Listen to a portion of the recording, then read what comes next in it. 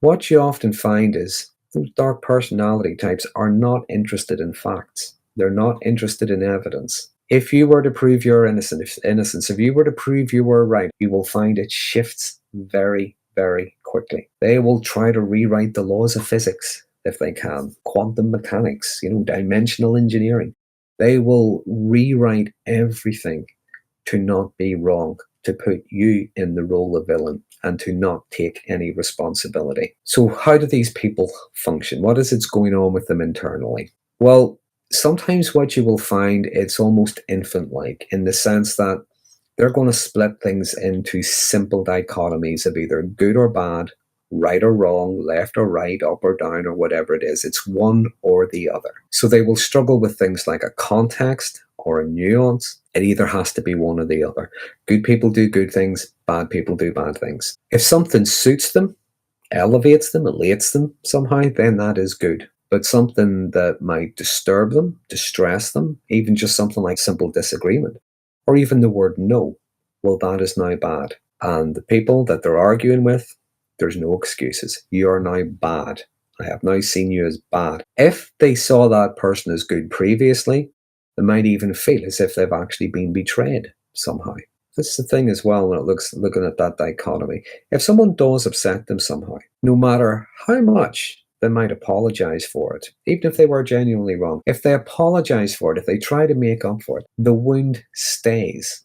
And a lot of the time, the apology only reinforces their belief that that person is bad and they are justified to punish them any way they see fit. And the thing about the punishment is, what you often find is it's not just enough to maybe get even or whatever. That person has to be annihilated somehow.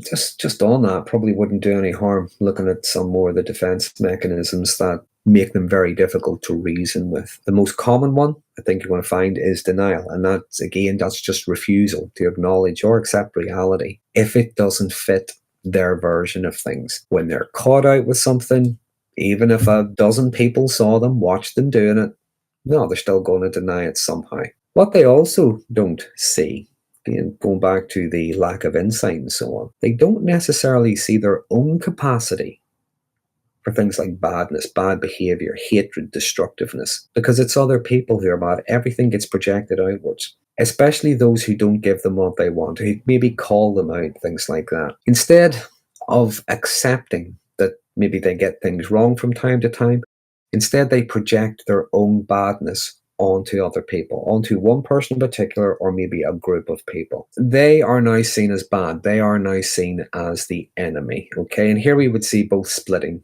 I guess, splitting and projection. So there's the splitting of it's either good or it's bad, and then there's the projection of all the bad stuff, their own bad stuff gets projected out onto their opponent or their enemy or whatever. It's like I say, they can feel fully justified unleashing that bitterness, that vindictiveness onto someone or something. That is now the enemy, must be destroyed. They will not rest, whatever, and they will hold grudges, sometimes for decades. Here's the thing as well. I mentioned a moment ago that if someone maybe apologizes, in their mind they've just admitted guilt. Okay, so they're worthy of the vitriol that comes out. But if someone stands up to them, or even just reacts angrily to the provocation, maybe even just is being assertive or whatever, well, in their mind, that is now evidence as well of how hateful that person is. And again, they feel justified in attacking either further. And this is what you would call projective identification. So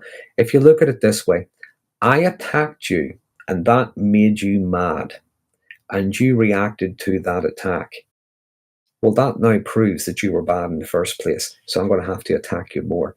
That's sometimes the sort of low-level, infantile kind of thinking we see here. If they see you struggling, if they are seeing you as the enemy and they are seeing you as struggling, you're having a hard time, that is going to give them a sense of satisfaction. But because of that sadistic element within the dark tetrad, not only are they going to enjoy your struggling, your suffering, they'll try to make it harder if they can. They will do whatever they can to make you suffer. I'm entitled to do this because I was wounded, I was caught out, or whatever.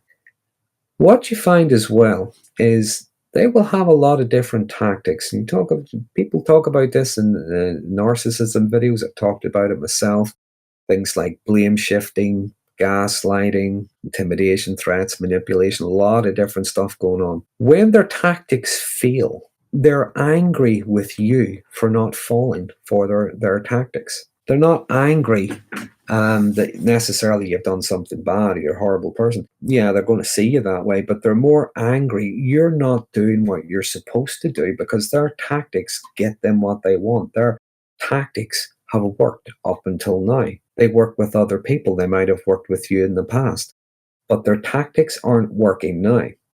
And they get very angry with you because they're not working. There is something wrong with you. So there's going to be this sense of maybe omnipotence. Nearly got that right. Nearly got that word right. Okay. So they believe, even insist, that they have and should have power over other people. Remember the sense of entitlement and superiority. They have power over circumstances, other people's choices, decisions, things like that. What they want, how they feel, their desires rather than their needs, even their preferences override reality in some cases. Even if what they want is going to cost other people a lot of stuff, well, that doesn't really matter to them. With other people, you will find them dominating, controlling, even other people's behavior, how they dress sometimes, the things they say, the language they use, and so on. Even trying to manage other people's thoughts. How many times have you met someone who would accuse you of thinking something? I don't know, you could have been eating a piece of toast and they suddenly tell you you're thinking about someone else. They believe they have control over people's thoughts. In some cases, you should be thinking their thoughts. You should be thinking the same things as them. You should see everything from their perception instead of your own.